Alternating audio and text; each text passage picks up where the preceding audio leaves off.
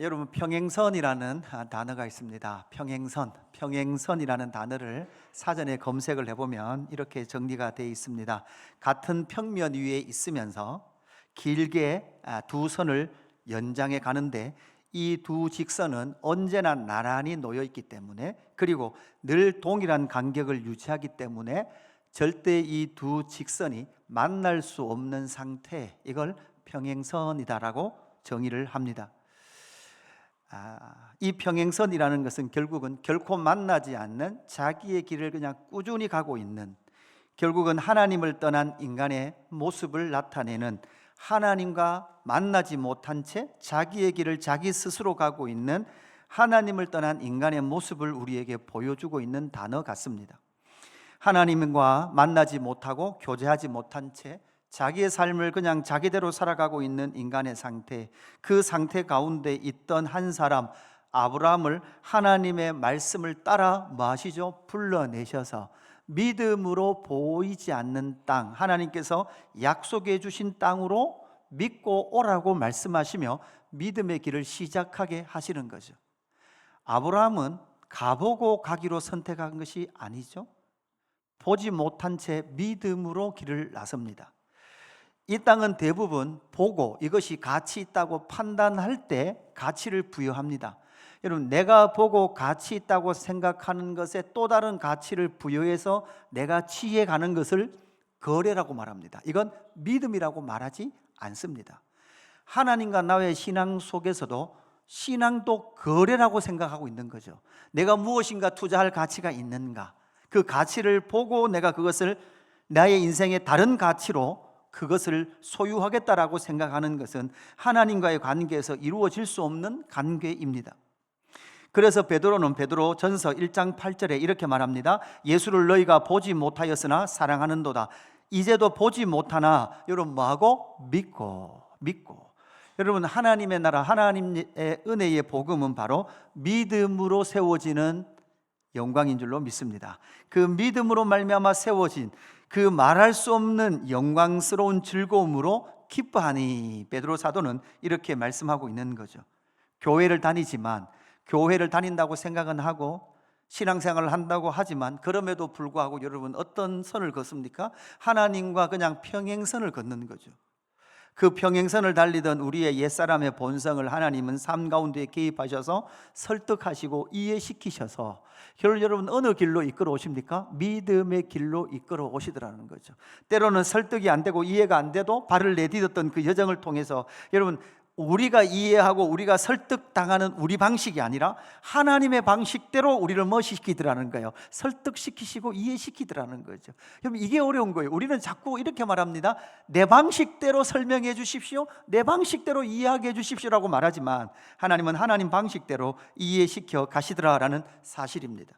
창세기 1장부터 11장까지의 결론이 뭡니까? 창세기 1장부터 11장까지의 결론이 두 평행선입니다. 표를 보시면 금요 기도에 또 보여드렸지만 이 표, 아담과 하와 사이에 났던 가인과 아벨, 그 아벨을 가인이 쳐 죽임으로 말미암아 인류 첫 번째 순교자가 됩니다. 하나님께서는 아벨 대신 셋이라는 씨를 주셨고, 셋, 에노스, 에녹으로 이어지는 여호와의 이름을 부르고 하나님과 동행했던 에녹의 삶, 그리고 에녹의 삶 맞은편에 가인, 또 다른 이름의 에녹, 가인이 여러분 성을 하나 쌓고 그 성의 이름을 뭐라 그랬어요? 에녹성이라 그랬어요. 그러니까 여러분 이건 가인의 어떤 모습이에요? 여러분, 누가 평민이 성을 하나 쌓고 이 성 이름 내 아들의 이름으로 하자, 이럴 수 있는 평민이 아니라 사실 가인은 뭐였을까요? 왕 같은 존재였어요.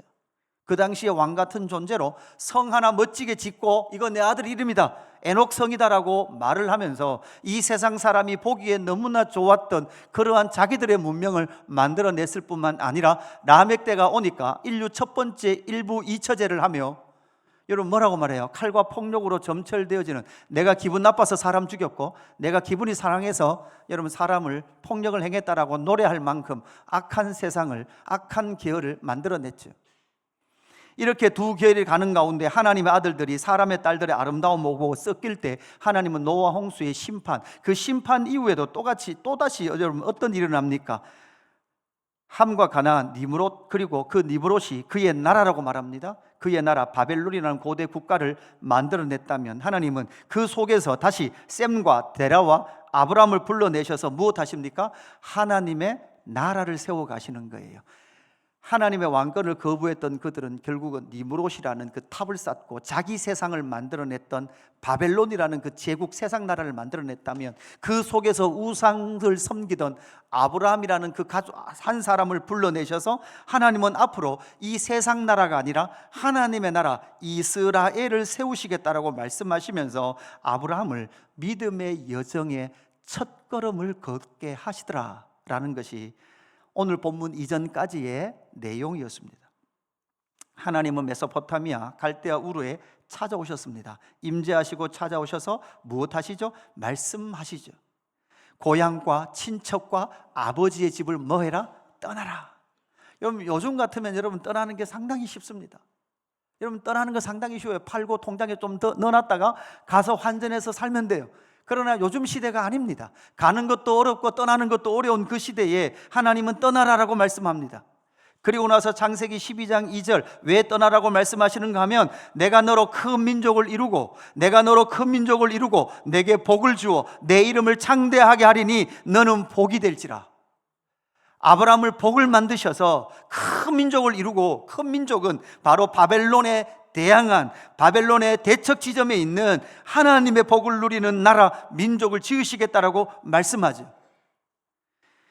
그럼에도 불구하고 아브라함이 갈대아 우르를 떠날 때 이미 그는 그의 형제 중 하나인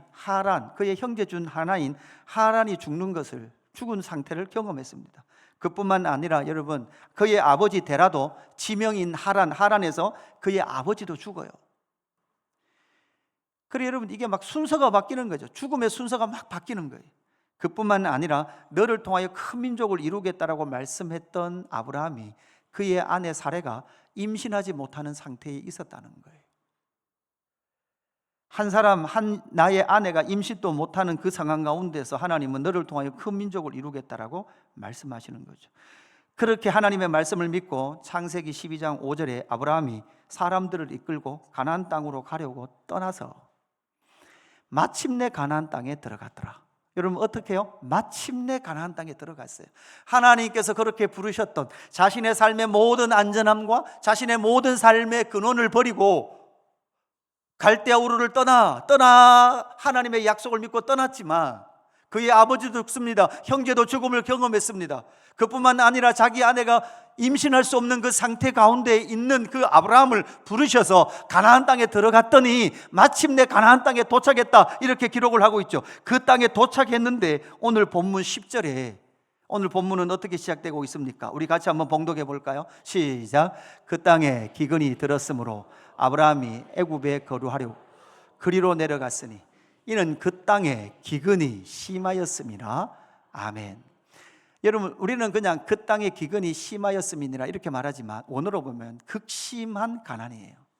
극심한 가난이라는 것은 소위 말해서 나의 일용할 양식이 없는 기근의 상태, 먹지 않으면 죽는데 육신의 죽음, 먹지 못함으로 말미암아 죽음의 상태까지 이른 상태를 우리가 뭐라고 말하는 거예요? 극심한 가난이라는 거예요. 하나님의 말씀을 따라왔습니다. 어려움이 있었지만, 죽음의 사건과 불임의 사건들이 있었지만, 그럼에도 불구하고 그는 점점 하나님의 말씀을 따라 약속의 땅까지 왔습니다. 그런데 마침내 그 땅에 도달했는데, 마침내 도달한 그 땅에 무엇을 만나요? 극심한 기근을 만나더라는 거죠. 그렇다면 우리는 여기서 질문을 해봐야 됩니다. 하나님께서 왜 약속의 말씀을 따라 떠나 믿음으로 순종하여 걸어 약속의 땅에 들어왔는데 하나님께서 그때 극심한 기근을 만나게 하시는가? 그 의미가 무엇인가? 하나님의 주권과 섭리에는 무의미한 것이 우연히 없는 줄로 믿습니다. 그 약속의 땅은 어떤 위치에 있습니까? 여러분, 가나안 땅은 지리적으로 어떤 특징이 있습니까? 지도를 보시면 이런 특징이 있습니다. 갈대아 우르라고 말하는 그 메소포타미아 문명은 저 양강 사이에 티그리스 강과 유브라데스 강에 의해서 상당히 비옥한 지역이 바로 저 메소포타미아 문명의 지역입니다. 저 아래쪽에 바로 갈대아 우르가 있었습니다. 저 속에 풍족한 지역에 살던 아브라함을 저 풍족한 바벨론이라는 세상 나라에서 건져내셔서 어디로 데리고 옵니까? 지시할 땅으로 데리고 옵니다. 그런데 저 지시할 땅은 어떤 땅입니까? 저 비옥한 초승달 지역에 기근이 들기 시작하면 가장 먼저 기근이 찾아오는 지역이 어딜까요? 바로 저 가나안 땅이에요. 9절에 보면 점점 남방으로 옮겨갔더라 이렇게 말하는 그 남방은 여러분 저 그림 끝에 보면 시나이 반도 쪽은 다 뭘까요? 다 사막입니다. 그러니까 가나안 땅의 남쪽은 사막이에요. 더 이상 갈 수 없는 거예요. 그리고 기근이 들고 비가 오지 않으면 어디부터 말라옵니까? 사막에서부터 말라와요. 그러니까 기근이 가장 먼저 드는 땅이 어디예요? 가나안 땅이에요. 하나님은 그 땅을 향하여 복받을 땅이다, 네 땅이다라고 말씀하시면서 그 땅 가운데로 이끌어 오시더라는 거예요. 그런데 그 땅에 드디어 마침내 도착했는데 그 땅에 기근이 있더라는 것이죠. 점점 남방으로 내려갑니다. 다음 그림을 보시면 계속 남쪽으로 향해 내려가면 어딜까요? 애굽이 나오는 거예요. 이집트가 나오는 거예요. 여기서 한번 생각해 봐야 되는 거예요. 감사하게도 아브라함은 북쪽으로는 가지 않아요. 북쪽으로 가면 여러분 다시 어디로 가는 거예요? 다시 왔던 길을 돌아가는 거예요. 아브라함은 감사하게도 떠나왔던 길로 가지는 않아요. 저쪽으로 가기라 메소포타미아 문명이 좋았다, 바벨론이 좋았다라고 생각하고 그렇게 돌아가지는 않아요. 그러나 또다시 남쪽으로 점점 남방으로 옮겨가다가 무엇을 만납니까? 바로 메소포타미아 문명의 반대편에 나일강을 젖줄로 한 상당한 풍요로운 문명을 이루어냈던 이집트 문명을 만나게 되더라는 것이죠.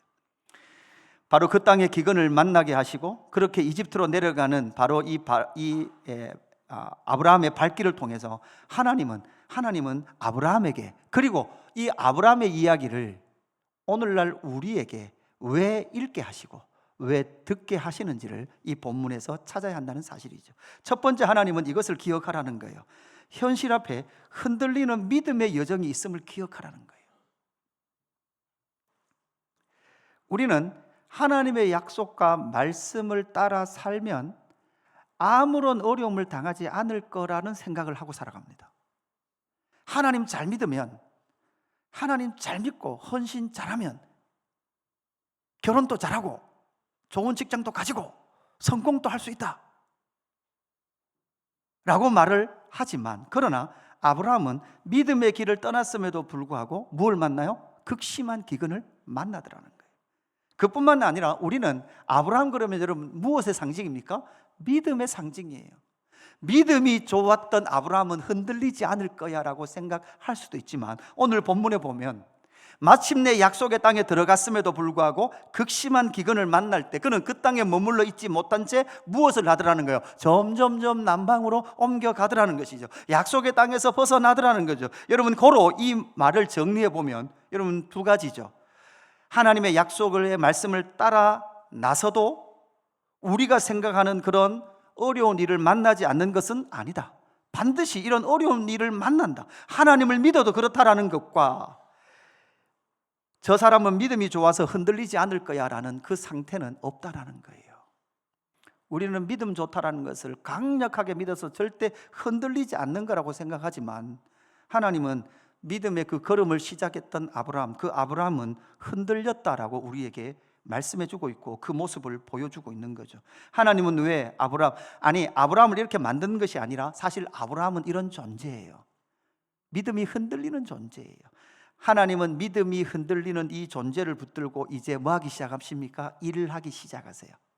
그래서 아브라함을 기어이 어디까지 세워놓으세요? 모리아 산까지 이끌어 가세요. 욥기 7장 17절, 사람이 무엇이기에 주께서 그를 크게 만드사 그에게 마음을 두시고, 하나님께서 사람에게 마음을 두고 계시는 거예요. 아침마다 권징하시며 순간마다 뭐 하신다고요? 단련하세요.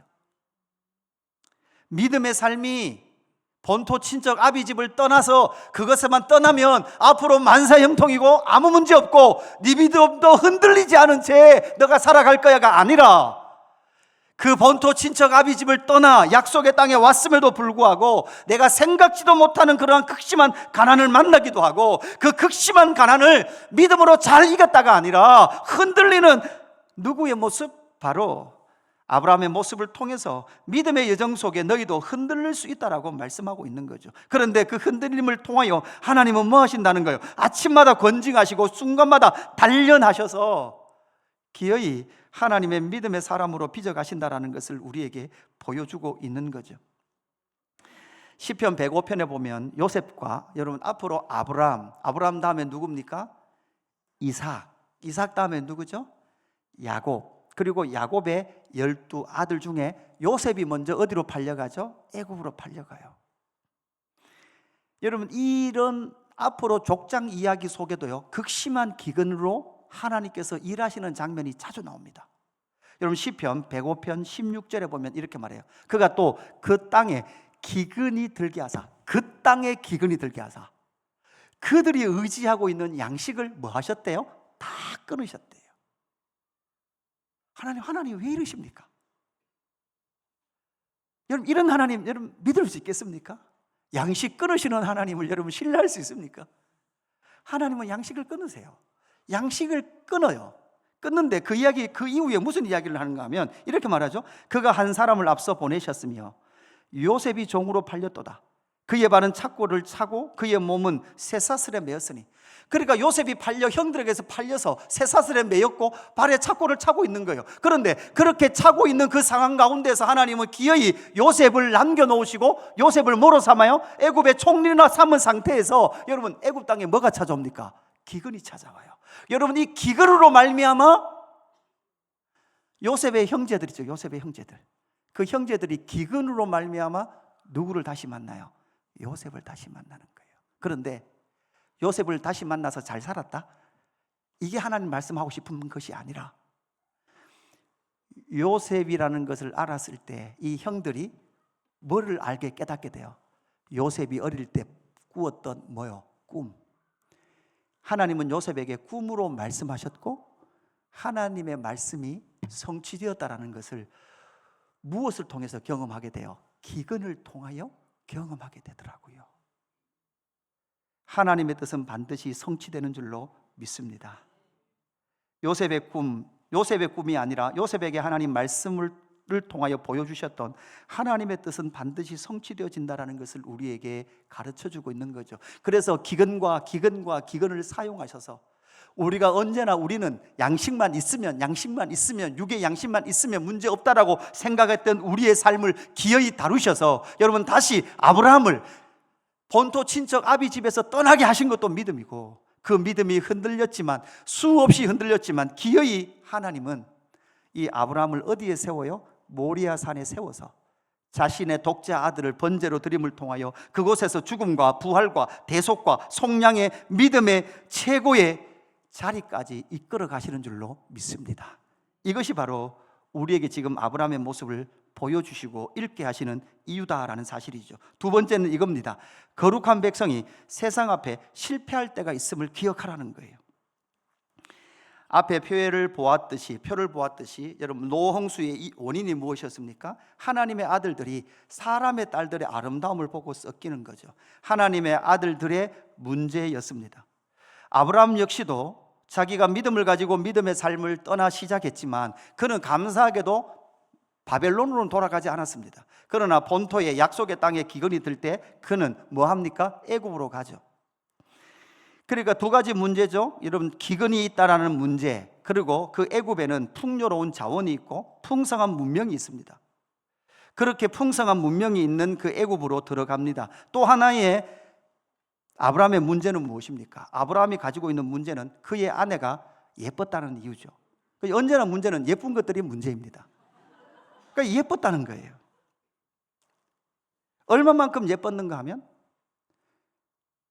아브라함의 생명의 위협이 느낄 만큼 사례는 예뻤어요. 부부가 앉아 계신 분들은 남편들이 아내에게 이렇게 말해 주십시오. 당신 때문에 나의 생명의 위협을 느낍니다. 경험을 못 하셨구나. 그죠? 저는 늘 생명의 위협 속에 살아요. 늘 막 죽을 것 같아요. 그러니까, 그죠?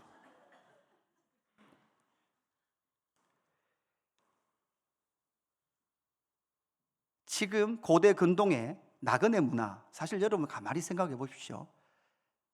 아브라함은 가난한 사람도 아니에요. 여러분 어디 사람이에요? 저 메소포타미아 사람이에요. 그리고 여기는 이집트 사람들이에요. 이집트는 아프리카 대륙의 맹주였어요. 가장 강력한 나라였어요. 그 먼 메소포타미아 이쪽 지역에 있었던 사람, 아브라함의 가족이 여러분 어디까지 가는 거예요? 이집트까지 들어가는 거예요. 당시에 제국은 나그네가 오면, 나그네를 어떻게 대했을까요? 아주 잘 대했을까요? 아니에요. 나그네가 오면 나그네에게 있어서 가장 가치로운 것을 빼앗아 버립니다. 그리고 계속 기득권에게 도전하지 못하도록 가장 약한 자로 그 땅을 살아가게 만드는 것이 세상 나라 제국의 특징이었습니다. 사례의 나이를 우리 나이로 치면 여러분 30대 초반으로 보시면 정확한 나이로 볼 수 있습니다. 30대 초반에, 여러분 그것도 여러분 죄송하지만 이게 아프리카죠, 그죠? 이쪽은 또 완전히 달라요. 완전히 다르기 때문에, 그죠? 여러분 그 약간 여러분 뭐 미얀마 같은 데도 가면 미얀마 자매들도 얼굴이 약간 까마잡잡하잖아요. 그러니까 그 까마잡잡한 것 때문에 늘 얼굴에 뭐를 발라요? 여러분 그 풀 같은 가지 딱 자르면 막 흰물이 나오고 흰색 물이 나오거든요. 흰색 물을 얼굴에 이렇게 뽀얗게 칠해요. 그죠? 그래서 걔들은요, 그 미얀마 자매님들은 여러분 여기 한국에 얼굴 뽀얀 애들을 보면, 자매들을 보면 그냥 얼굴 뽀얀 것만 해도 여러분 뭐예요? 예쁜 거예요. 그냥 얼굴 뽀야도 예쁜다는 거죠. 여러분 이 나라에 희망이 없으니까 좀 옮겨 가시는 것도 괜찮을 것 같습니다. 12절 말씀 보시면 이렇게 말합니다.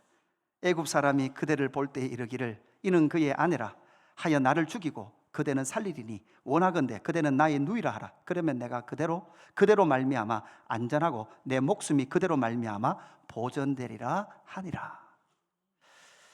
그 아브라함의 절대절명의 위기예요. 그런데 이 절대절명의 위기에 자신의 안전과 생명을 위하여 자기의 아내를 마는 거예요. 애굽 앞에서 팔아버리는 모습이 나타나죠. 하나님은 이것을 성경에 그대로 기록하셨어요. 아니 좀 감춰주시지. 그리고 여러분 아브라함이 이때 한 번만 그럴까요? 아니요, 앞으로 또 그럴 거예요. 여러분 아브라함만 그럴까요? 아니요, 이삭도 그래요. 이것은 무엇을 말해주고 있습니까? 여러분 아무리 믿음 좋다라고 큰 소리 치지만 그러나 우리의 실존은 세상 앞에 서면 그 세상은 너무나 커 보이는 거예요. 하나님의 왕권을 인정한다는 것은 내 삶의 환경과 먹고 사는 것이 문제가 없고 만사형통하면 하나님이 왕이신 것을 인정하는 것 같습니다. 그러나 환난이 찾아오면 그렇지 못하는 거죠. 여러분 교회에 오면 하나님의 왕권을 인정하는 것 같으나 세상에 나가면 너무나 찌질한, 너무나 힘없는 한 존재의 나 자신을 발견하게 되더라는 거죠. 아브라함도 그랬다는 거예요. 아브라함도 그랬다는 거죠. 여러분 돈 앞에 어떻습니까? 돈 앞에 여러분 짜증과 원망이 올라오지는 않습니까? 여러분 세상으로 대표되는 돈 앞에 여러분 어떤 마음을 가지고 있습니까? 여러분 오늘 제가 만약에 여러분에게 여러분 가지고 있는 주식이 하나 정도는 팔아서 헌금하십시오 그러면 이 교회에 다음 주에 안 오실 분들 많을 거예요. 내가 미쳤나 그러려고. 사실 우리는 그런 존재입니다. 성경은 정확하게 우리가 생각하는 믿음의 조상이라고 말하는 아브라함 역시도 그런 삶의 현실에서 흔들렸고 제국이라는 세상 앞에서 믿음 없는 자로 그대로 하나님은 발각시켜 주시고 그대로 노출시켜 주시더라는 거예요. 우리는 여기서 하나 더 질문 세 번째를 해야 합니다. 왜 기근을 만나게 하느냐, 왜 애굽으로 몰아가시는가 한다면 결국은 하나님은 세 번째, 그럼에도 불구하고 하나님은 포기하지 아니하시고 아브라함의 삶에 개입하고 계시다는 것을 기억하라는 거예요. 현실 앞에서 우리의 믿음이 흔들립니다. 거대한 세상 앞에서 두려움에 떨고 있습니다. 그러나 우리가 기억해야 될 것은 그러한 흔들리고 있고 세상 앞에 떨고 있는 아브라함의 삶 가운데 하나님은 개입하신다는 거예요. 결코 동행하고 계신 하나님께서 아브라함을 그냥 두지 않는다라는 거죠. 예수님께서 승천하실 때가 됐습니다. 그래서 예수님은 나는 간다라고 계속 말씀합니다. 그러니까 베드로가 내가 예수님 따라가겠습니다. 그러니까 예수님 뭐라 그래요? 아니야, 너 지금 올 수 없어 라고 하니까 그들이 지금 다 뭐해요? 두려워 떨고 있단 말이에요. 아니 예수님 가시면 어떡합니까? 동행하셔야죠. 우리와 함께 하셔야죠. 그러니까 아니야, 나는 가. 그들이 지금 두려워 떨고 있습니다. 예수님 가시면 안 되죠. 우리와 있어야 되죠. 그럴 때 예수님께서 요한복음 14장 1절 이렇게 말하죠. 너희는 마음에 근심하지 말라. 하나님을 믿으니 또 나를 믿으라. 내 아버지 집에 뭐 할 것이 많다? 거할 곳이 많도다. 내가 너희를 위하여 거처를 예비하러 가노니. 제자들도 흔들리는 거예요. 아니 예수님이 없으면 어떻게 한단 말인가 라는 그 흔들림 속에 아니야, 내가 영원히 너의 삶 가운데 개입할 거야, 너와 함께 할 거야 라고 말씀하는 거죠. 사건의 전개는 어떻게 됩니까? 정말 애굽의 바로왕이 그리고 그의 신하들이 사례를 보는 순간 바로 아름다움을 캐치하고 바로 바로의 왕궁으로 데려가고 바로 동침하려고 아내 삼으려고 하는 일들이 바로 진행되는 것을 보게 되는 거죠. 그래서 14절에 이렇게 말합니다. 아브라함이 애굽에 이르렀을 때 애굽 사람들이 그 여인의 심히 아름다움을 보았고 바로의 고관들도 그를 보고 바로 앞에서 칭찬함으로 그 여인을 바로의 궁으로 이끌어 들인지라. 여러분 이것이 결국은 뭡니까? 제국이 하는 일들이었다는 거예요. 아브라함을 볼 때 가장 가치 있는 것은 뭐였어요? 사례였어요. 사례를 빼앗아 가는 거죠. 자기 눈에 보기 좋은 것을 빼앗아가 버리는 거죠. 그로 말미암아 아브라함은 뭘 얻었습니까? 소와 양과 노비와 나귀와 낙타를 얻었어요. 여러분 한번 생각해 보세요. 지금 아브라함이 신났어요. 여러분 이런 기분 맞을까요? 아브라함 신났다. 여러분 졸지에 아브라함은 나그네로 있다가 이집트의 바로 왕의 손이 천함이 됐어요. 손이 천함. 그래서 지금 바로 이 아브라함은 내가 이제 손이 천함이 돼서 나는 너무나 기쁘다 이러고 있을까요? 사실 여러분 오늘 본문에 보면 아브라함은 아무 말 안 합니다. 하나님이 행하시는 일에 아무런 응답을 하지 못합니다. 그때 하나님께서 17절 이렇게 말하죠. 여호와께서 아브라함의 아내 사레의 일로 바로와 그 집에 큰 재앙을 내리신지라. 하나님께서 개입하세요. 여호와께서 아브라함의 아내 사레의 일로 바로와 그 집에 큰 재앙을 내리셨다. 여러분 여기서 우리가 질문이 드는 거죠. 여러분 지금 거짓말은 누가 했습니까? 아브라함이 했어요. 잘못은 누가 했습니까? 아브라함이 했어요. 그런데 벌은 누가 받고 있어요 지금? 바로가 받고 있어요. 이게 도대체 어떻게 된 일입니까? 여러분 여기서 적용해 보십시다. 하나님의 사람은 거짓말을 해도 벌을 받지 않고 세상 사람은 벌을 줍니다. 그래서 우리가 어떻게 살아도 하나님은 우리에게 복을 주십니다. 할렐루야. 이게 아멘 하자니까 좀 애매한 거죠. 여러분 간증을 듣다 보면 이런 간증들이 간혹 나와요. 내가 불법을 행했는데도 불구하고 하나님은 내 불법을 가려주시고 저것들을 심판하셔서 나를 성공하게 해주셨다. 여러분 이런 이상한 간증이 교회 안에 있는 거예요. 과연 그것을 이야기하고 있을까? 하나님은 지금 거짓말함으로 말미암아 벌어진 그 일에 대하여 하나님께서 개입하시면서 아브라함에게 한마디도 변명하지 못하도록 일을 이끌어 가시는 거예요. 첫 번째 어떤 인식을 지금 아브라함에게 인식시키고 있을까요? 여러분 아브라함을 부를 때 하나님은 창세기 12장 3절에 땅의 모든 족속이 너로 말미암아 뭐를 얻는다고요? 복을 얻는 거예요. 땅의 모든 족속이 너를 통하여 복을 얻어야 되는데 네가 지금 거짓말하고 하나님의 약속의 땅에 벗어나 네가 세상 앞에 타협할 때 지금 누가 고통을 당하고 있어요? 세상이 고통을 당하고 있잖아요. 세상이. 이해되십니까? 아브라함은 복을 흘려보내야 될 자예요. 하나님의 복을 이 땅 가운데 선포해야 될 자가 하나님의 복을 불러보내는 것이 아니라 여러분 무엇을 당하고 있는 거예요? 세상의 재앙을, 하나님의 재앙을 풀어놓고 있는 그 삶을 살고 있더라는 거죠. 여러분 우리는 기억해야 됩니다. 내 마음대로 하고 싶고 내 마음대로 복수하고 싶고 내가 하고 싶은 말 다 하고 내 기분과 생각대로 다 하고 싶지만 그럼에도 불구하고 우리가 인내하고 참는 이유는 무엇입니까? 우리를 통하여 세상이 복을 받아야 될 줄로 믿습니다. 내 마음대로 살 수 없는 이유가 그거지 않습니까? 이 세상 사람들은 고난이 생기면 재수가 없었다, 삼재다, 아홉수다, 나를 잘못 잡았다, 조상신 문제다, 이북 동자신을 섬겨야 된다 이렇게 생각을 할 겁니다. 그러나 이 땅에 여러분 아픔이 있고 고통이 있을 때 우리는 무엇을 생각해야 합니까? 이 세상이 악하다, 저것들이 벌 받는다가 아니라 하나님은 우리에게 인식시켜 주시는 거예요.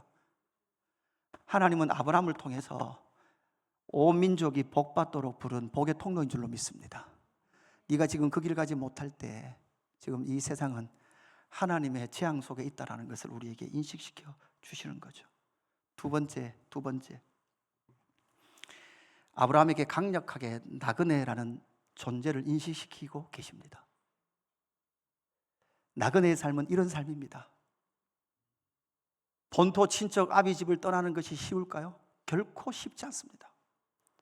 여러분 기억하십시오. 여러분 우리는 나그네 삶입니다. 이 땅이 전부가 아닙니다. 할렐루야. 18명 아멘 하셨어요. 아니요 목사님, 나는 이 땅에서 오래오래 대대손손 살도록 나의 삶의 기반을 만들 것입니다. 우리 아들, 우리 손자, 우리 증손자까지 이 땅에서 똥똥거리도록 살도록 내가 재산을 모아 우리 자식들은 절대 무시당하지 않는 세상, 우리 자식들은 절대 손해보지 않는 그 많은 복을 내가 자식들에게 물려주겠습니다. 여러분 착각하지 마십시오. 착각하지 마십시오. 여러분이 하나님의 육신의 부르심을 받은 그날 저녁에 형제들은 여러분의 재산을 가지고 머리채 잡고 싸울 수도 있다는 걸 인식하십시오. 누구도 거기에서 자유로울 수 있는 존재는 없습니다. 앞으로 나그네의 그 비참함을 경험하고 여러분 어디로 올라가요? 약속의 땅으로 갈 거예요. 그리고 이제 앞으로 세워질 하나님의 나라는 어떤 나라일까요? 이렇게 나그네를 대하지 않는 나라예요. 아브라함에게 강력하게 나그네의 서름을 인식시켜 준다고요. 그래서 나그네도 행복하고 배부른 나라를 하나님 나라 약속의 땅에서 세우지만, 그럼에도 불구하고 히브리서에 보니까 아브라함이 그것이 전부라고 생각했습니까? 아니요. 장차 나타날 성을, 완전한 성을 바로 보았다는 거예요. 그래서 이중이죠. 여러분 하나님의 나라는 정말 나그네들이 평안을 누릴 수 있는 하나님의 나라를 세워야 되지만, 이 땅에 세워야 되지만, 그럼에도 불구하고 이 땅에 있는 그 하나님의 나라조차도 여러분 어디를 향해 나갑니까? 완전한 성을 향해 나가는 줄로 믿습니다.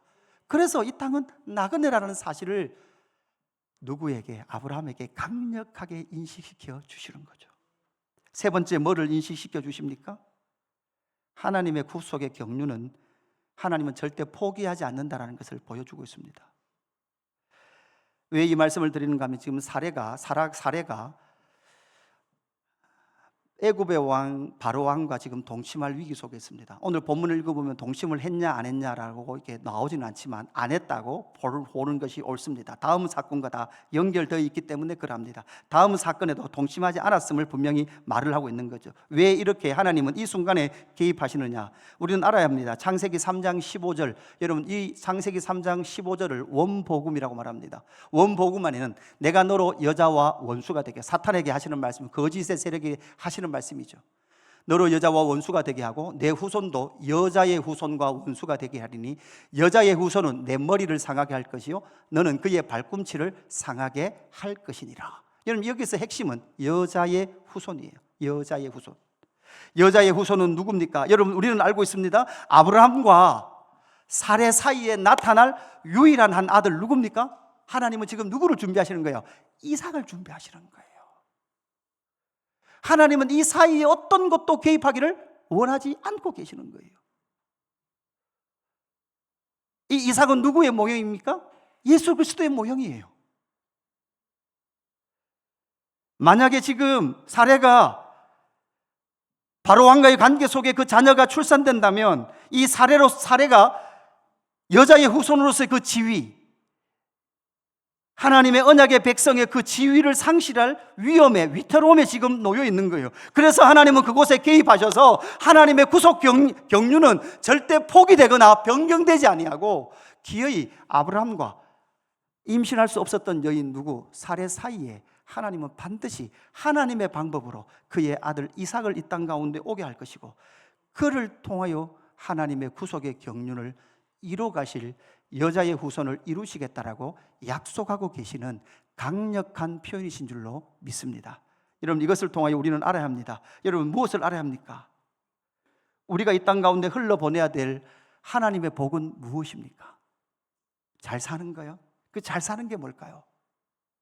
결국은 여러분 우리에게 주신 하늘의 복, 우리에게 주신 가장 풍성한 복, 그 복은 예수 그리스도이신 줄로 믿습니다. 우리 삶 가운데 예수님이 드러나는 거죠. 언제 드러납니까? 믿음이 흔들리는 그 흔들림의 현장에서도 여러분 뭐가 나와요? 예수 그리스도의 영광이, 예수 그리스도의 그 복이 이 땅 가운데 흘러간다는 거죠. 여러분 이렇게 생각하시는 분들 계실 거예요. 목사님에게 전화하면, 그죠?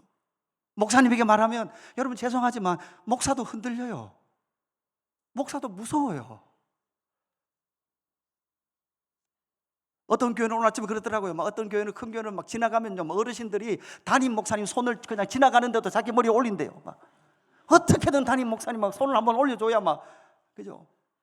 그러니까 목사는 다를 거야. 아니요, 똑같아요. 믿음이 흔들려요. 성도 한 사람 아프면 무서워요. 누가 하나 마음의 상처를 입었다면 저도 무서워요. 믿음이 흔들린단 말이에요. 저도 돈의 권세 앞에 서면 무섭단 말이에요. 똑같아요. 그러나 그러한 연약함 가운데 하나님은 기어이 우리의 믿음의 여정을 걷게 하시고 우리를 기어이 어디에 세웁니까? 저는 이 말씀을 통하여 사랑하는 성도 여러분, 우리는 흔들리기도 하고 세상 앞에 두렵기도 하지만 그러나 기어이 우리를 예수 그리스도의 십자가 앞에 세우신 줄로 믿습니다.